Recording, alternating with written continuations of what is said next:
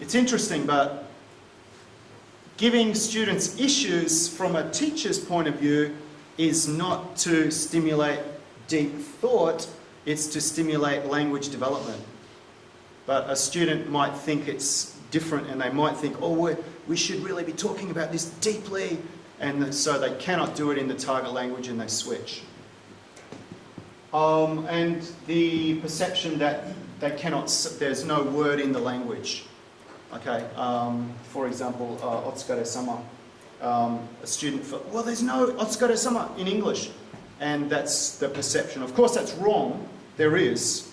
But they perceive that you cannot say that in English. And they think that there's a translatable idea from one language to the next.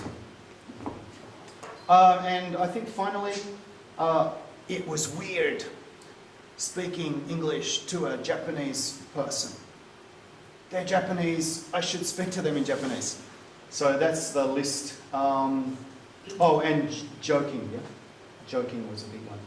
So here we have around 12 or so basic ideas. I'd be really interested if other people had, in the future, gave me more ideas of why students code switch.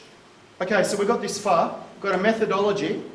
The methodology is breaking down because of code switching.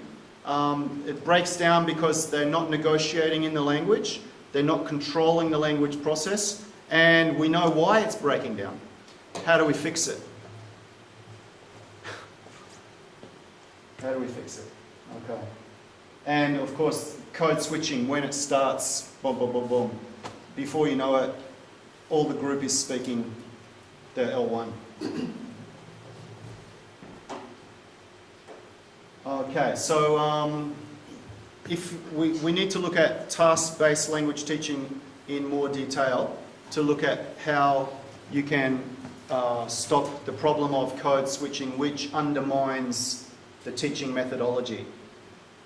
And then I'll tell you what I found has worked to stop code switching if you're going to be a language teacher in the future. So that might help you.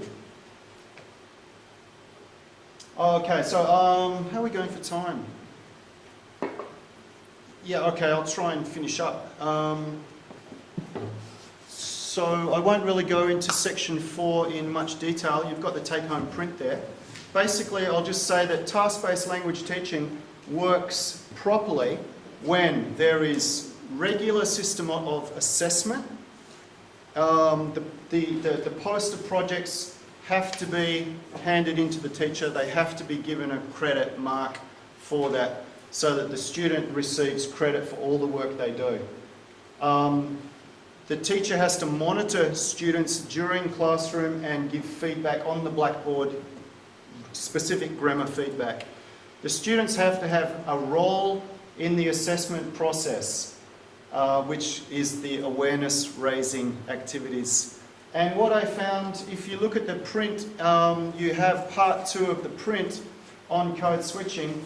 We have a small attempt at an awareness-raising activity, and the students were asked to respond to those questions on the print there. And what I found was there were pretty mixed responses, but most students agreed that they wanted to stay in the target language. Most students agreed over the 3 classes. Most students agreed that they wanted to improve their language skills. They agreed with all of the goals of the task-based language approach. They agreed with all of the goals, but and I'm thinking, okay, but they're code switching. And then I gave them a critical thinking question and asked the students to respond in writing. And I got a bunch of essays in from the students. And probably a really good example was, I'll show you in a minute, but I'll just give you a couple of highlights from what, here the essay responses here. Okay, so this student says, I learned how important repairing is.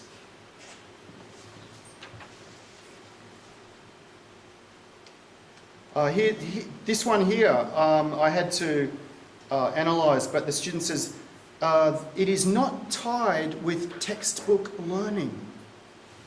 And what I think the student meant by that was, the student was no longer associating language learning with a textbook, which I think is fantastic. Because if the student is only associating language learning with a textbook, that's their image of the language. And it's going back to slide number 1, what is language? It is not a textbook. So that was a big breakthrough for that particular person.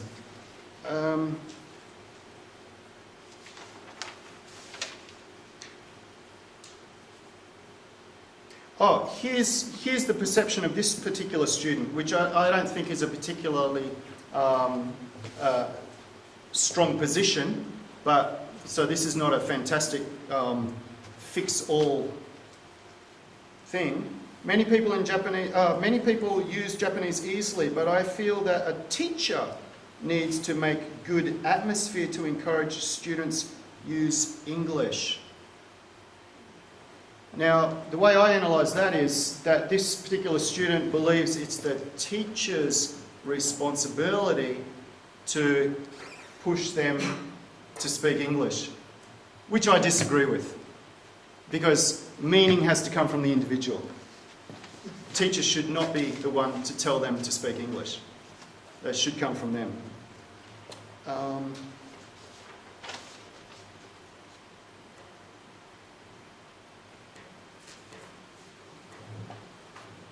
Okay, but basically, here's a good one here.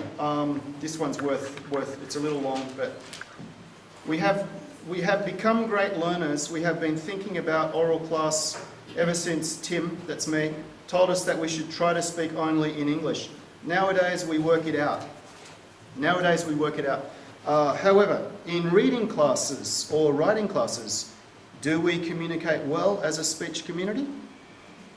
No. Yeah. Oral communication members speak in English spontaneously, especially after the code switching survey.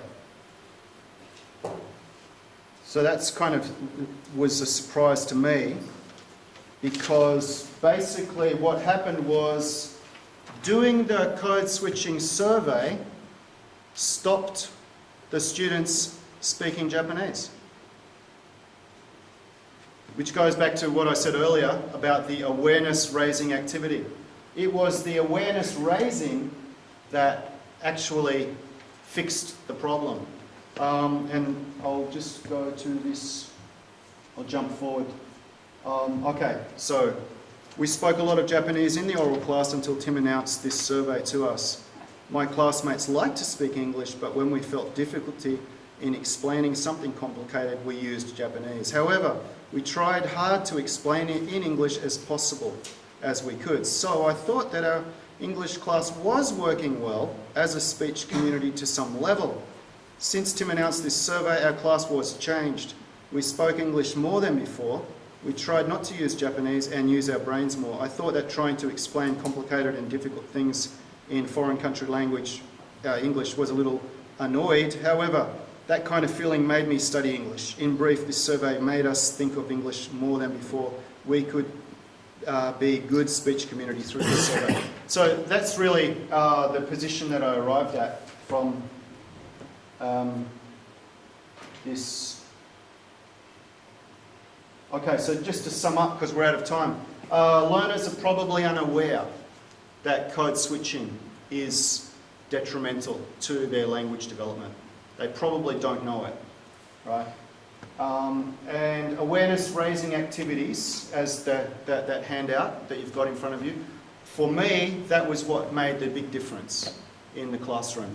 It was the awareness-raising activity. And I didn't really cover it, but to do with the task-based syllabus, I've run out of time. I'd like to talk about that more, but I can't now.